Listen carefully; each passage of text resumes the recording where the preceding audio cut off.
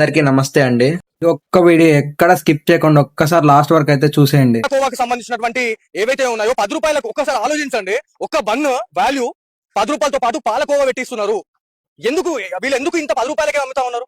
అనుకోవాలనుకుంటే మనం ఒక 20 రూపాయలు 30 40 రూపాయలకు అమ్మొచ్చు కదా. అసలు నీకేంటి ప్రాబ్లం? 10కి అమ్ముతానని ప్రాబ్లమా? 40 50కి ఎందుకు అమ్మట్లేదని ప్రాబ్లమా? అన్న మీరు మమ్మల్ని అందరినీ తినమంటారు కదా, మీరు ఎందుకు తింటలేరు? నేను కూడా తింటా బిడ్డ అప్పుడప్పుడు. అప్పుడప్పుడు తింటున్నావు. డైలీ చిన్న పిల్లలు పెద్దోళ్ళు తింటున్నారు. దానివల్ల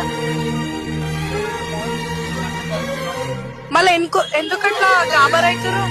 టెన్షన్ ఎందుకు తీసుకుంటారు? మరి మీరు నార్మల్ పర్సన్ ని పబ్లిక్ లో అన్ని క్వశ్చన్స్ అడిగితే టెన్షన్ కాక ఏమొస్తుంది? మీరే చెప్పండి ఒకసారి.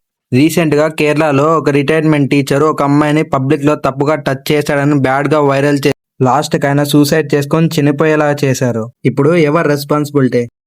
ఫైనల్ గా ఏం చెప్తున్నా అంటే, మీ వ్యూస్ కోసం, మీ వాచ్ అవర్స్ కోసం అమాయకమైన జీవితాన్ని బలి చేయకండి. నేను ఇన్ఫ్లుయెన్సర్ కాకపోవచ్చు, కానీ ఒకసారి ఆలోచించండి. ఒకసారి నచ్చితే షేర్ చేయండి.